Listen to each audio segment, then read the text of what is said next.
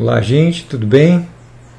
Dando prosseguimento aqui ao nosso estudo dos tratados do Corpus Hermeticum, e desta vez nós vamos falar sobre o segundo tratado, né, que é um diálogo com o Asclépio, chamado Discurso Universal. Então, nesse tratado, a gente tem aqui uma exposição que é como se fosse uma continuação do que ele havia falado no Poimandres, né? De uma maneira mais filosófica, menos menos mística, né? Mas ele vai continuar o assunto de explicar a realidade e vai falar mais sobre a constituição das coisas, a constituição de Deus, o papel de Deus como motor imóvel, né? E isso nos faz lembrar imediatamente a teoria do motor imóvel de Aristóteles, né?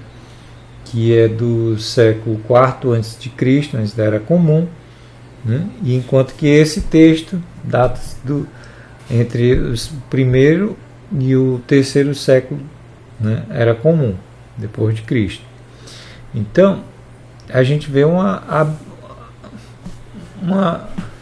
absorção, vamos dizer assim, da cultura grega, certo? A gente não está encarando isso aqui como se fosse algo inspirado, canônico, super verdadeiro. A gente está vendo um documento criado pelo ser humano, né, baseado, né, fundamentado nessa personalidade mítica, certo? Que fundamentou com certeza tudo que a gente conhece, né? Mas antes disso a gente tem que lembrar do papel de Aristóteles, inclusive na questão dessa formulação do motor imóvel, e que fundamentou também das esferas da teoria dos quatro elementos, que foi uma base ainda hoje a gente utiliza em astrologia, né? Então é interessante ver essa intertextualidade, né, essas correlações entre Aristóteles e o tratado 2 do Corpus Hermético, tá certo? Sem ilusões, sem dogmatismos.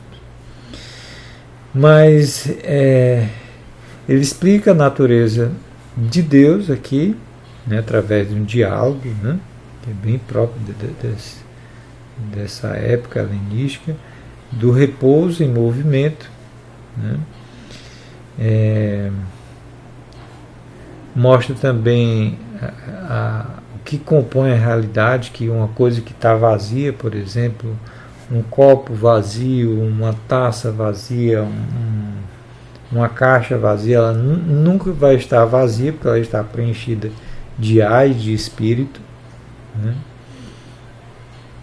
E que no final das contas Deus é quem é a base que sustenta todas as coisas. Aí a gente já tem outra conversa, outra intertextualidade, né, lá na Bíblia, né?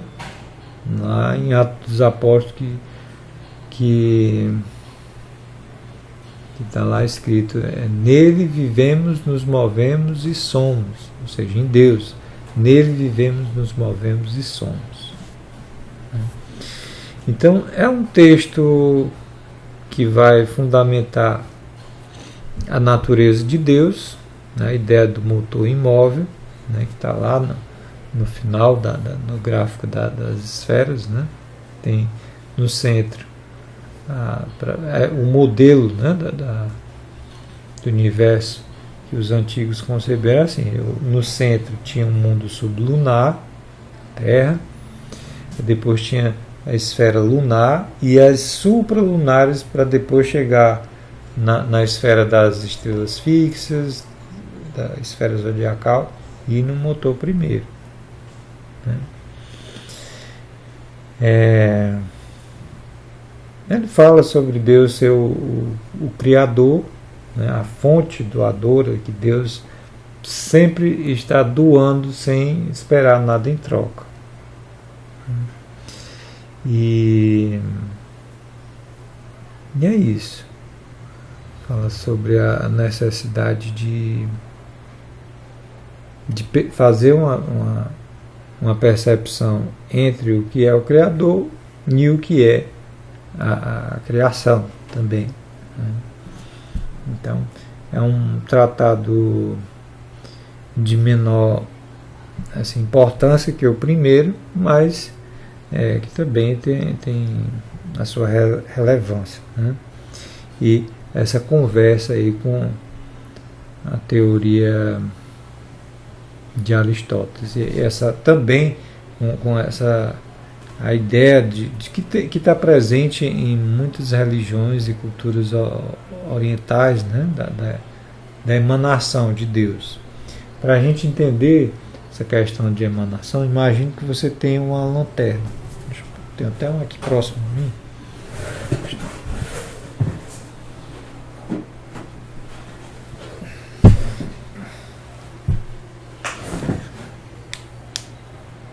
Lanterna, né?